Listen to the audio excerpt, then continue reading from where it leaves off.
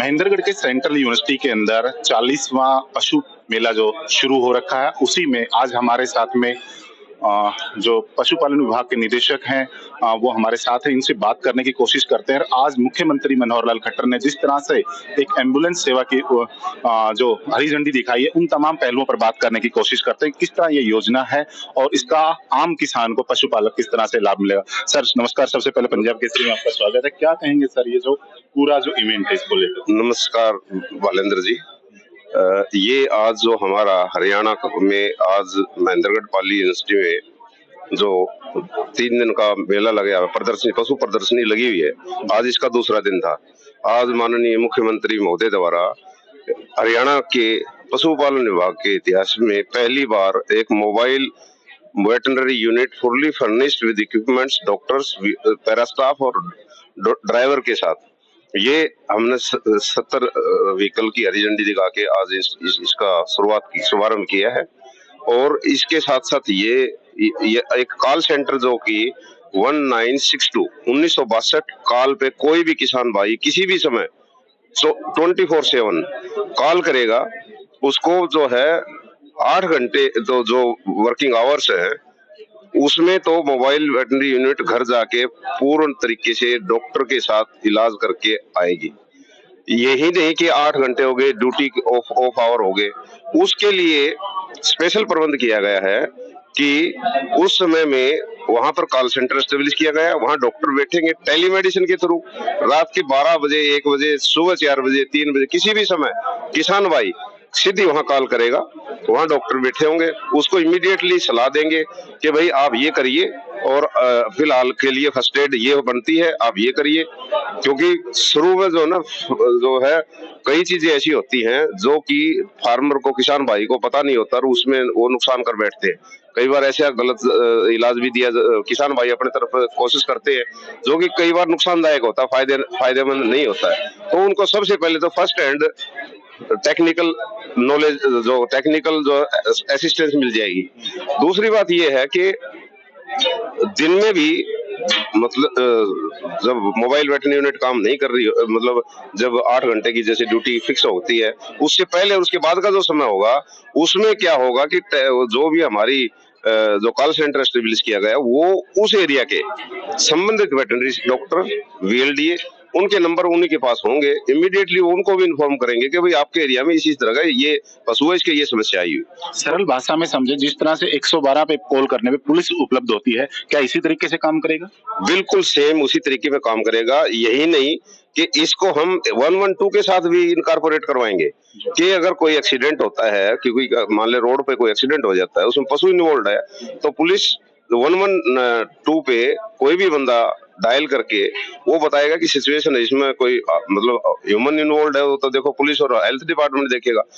अगर पशु इन्वॉल्व है तो वो जो है उसको इंटीग्रेट करेगा इस कॉल के साथ और वो कॉल 1962 पे भी चली जाएगी। क्या ये किसान पशुपालकों के लिए फ्री सेवा रहेगी या इसमें कुछ शुल्क होगा? ये बिल्कुल फ्री ऑफ कॉस्ट सेवा है, इसमें कोई एक पैसा किसी किसान भाई से नहीं लिया जाएगा। डॉक्टर साहब, एक चीज और जानना चाहेंगे। अक्सर आपने कहा कि जैसे सड़क हादसे के अंदर पशुधन शिकार हो जाता है, खासतौर पर जो छोटे पशु होते हैं, गाय हैं, खुले तौर पे घूमती रहती हैं, वो अक्सर ट्रेन की या रोड यातायात की चपेट में आ जाती हैं। ऐसे में कोई और आदमी उसकी हेल्प करने के लिए, जो पशुपालक नहीं है, वो भी इसके सूचना दे सकता है?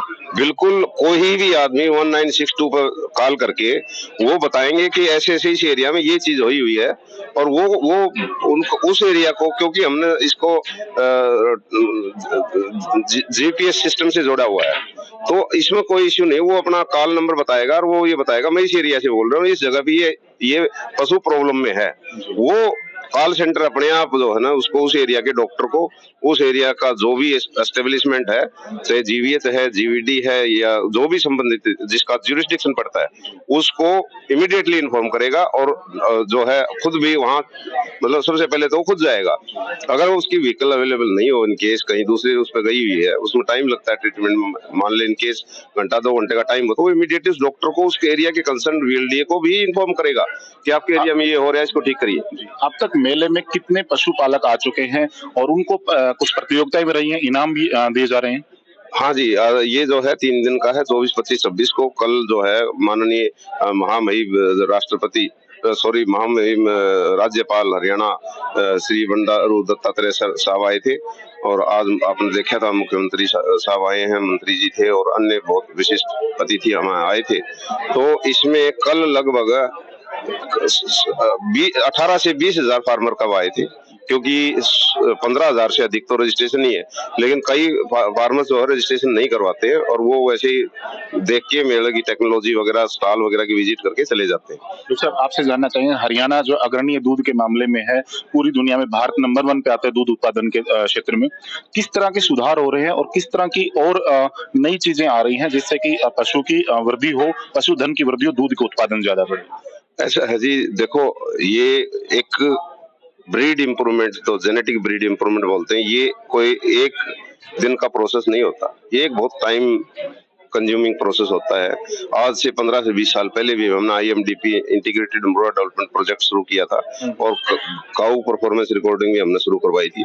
उससे बेस्ट जो गांव में कंपटीशन की भावना जो बढ़ी लोगों में, उससे उसके हम जो है जो टॉप के एनिमल थे, जैसे भैंस थी या गाय थी, तो टॉप के जो भैंस थी मुर्रा नस्ल की, उनके काफ जो कटड़े थे वो भी हमने बाई बैक किए करते थे हम। हमारी एक स्कीम है, चली है कई साल तक। उनको बाद में हम सीमन बैंक में रखते थे, उनके सीमन प्रोड्यूस करके उनके बेस्ट से बेस्ट क्रॉस करके, तो ये इम्प्रूवमेंट हुआ है। ये प्रोडक्शन जो है मतलब एक दिन में होने वाला प्रोसेस नहीं होता, क्योंकि जो है हम 1 नवंबर 66 को जो हरियाणा अलग बना था, तो हम 1 करोड़ से भी कम पॉपुलेशन हमारी ह्यूमन पॉपुलेशन थी और मिल्क प्रोडक्शन 350 ग्राम के करीब होती थी।